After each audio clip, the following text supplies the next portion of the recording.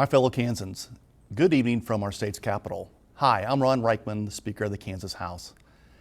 Thank you for the opportunity to talk with you about the future of our great state. I also want to thank Governor Kelly for sharing her ideas with us tonight.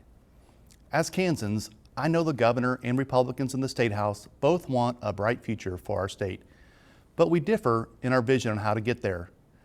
When my kids were little, sometimes they came running when they fell off their bikes, and we would put a Band-Aid on their scraped knee and everything would be fixed.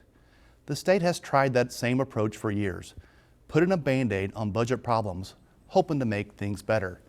That might work for a scraped knee, but we know it doesn't work for gaping fiscal problems like the one our state has faced in recent years.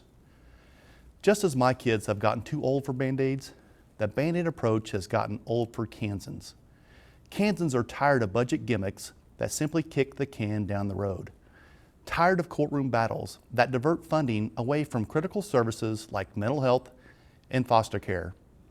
And tired of government intrusion that makes it harder for job creators in working Kansans to get ahead. Tonight, I urge the governor to join us in our mission to make Kansas work. In order to do that, we must get beyond the short-term fixes. We must work together to form the long-term solutions our families deserve. We must end the era of government that works for bureaucrats and instead make Kansas work for us, the people. That starts with fiscal responsibility. The government has a duty to act with fiscal discipline so that all functions of our state can flourish, not just a select few chosen by court litigation or political elites.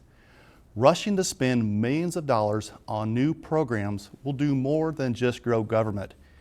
It will divert funds away from those critical programs like mental health services, our foster care system, and our highways.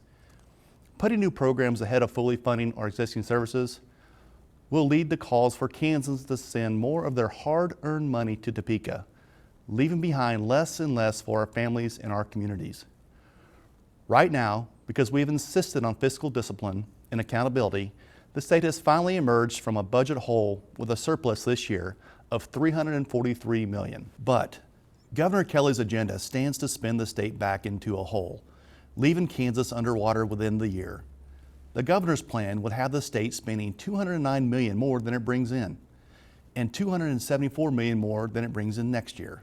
And it continues year after year to dig the state into a deeper budget hole. So how does the governor plan to address this problem?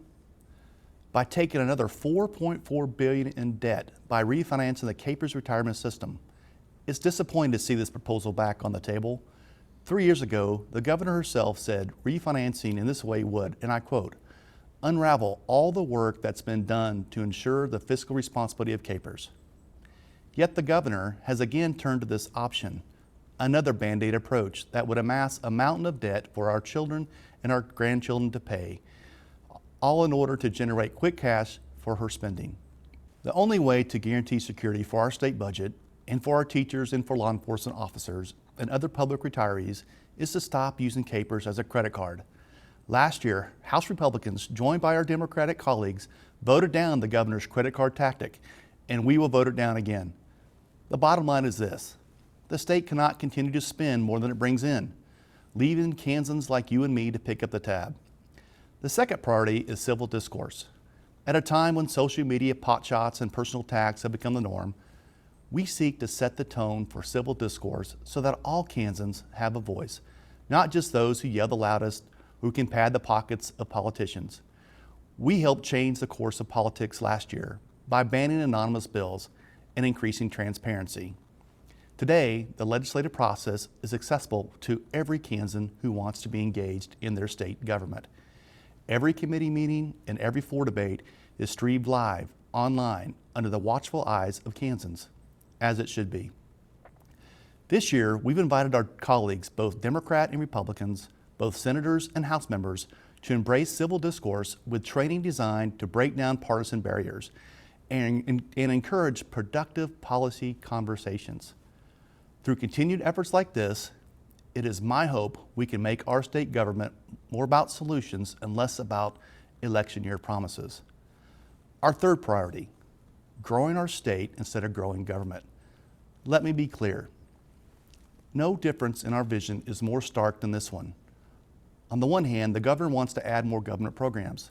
She wants to grow spending and hope that we will grow the state. I grew up in a small western Kansas town, and I know that government program never made anybody move to my hometown. What brought people to town was a good job and a great quality of life. If we want to grow our state and give our children and our grandchildren a reason to stay, the answer doesn't lie in the governor's type of growth. We Republicans have been hard at work on a different type of a plan, one that uses limited government, partnered with private investment, to fuel the fires of innovation, renewal, and growth.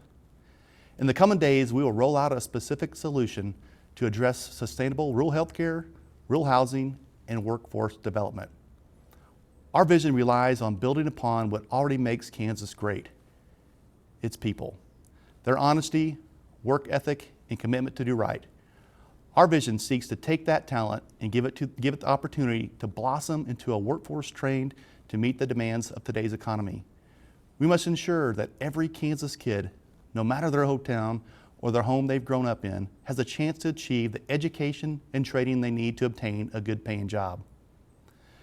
That kind of growth, the kind that works for all Kansans, not just those who have the governor's ear, will bring more jobs and more resources into our state, including our rural communities, without continually treating taxpayers like an ATM.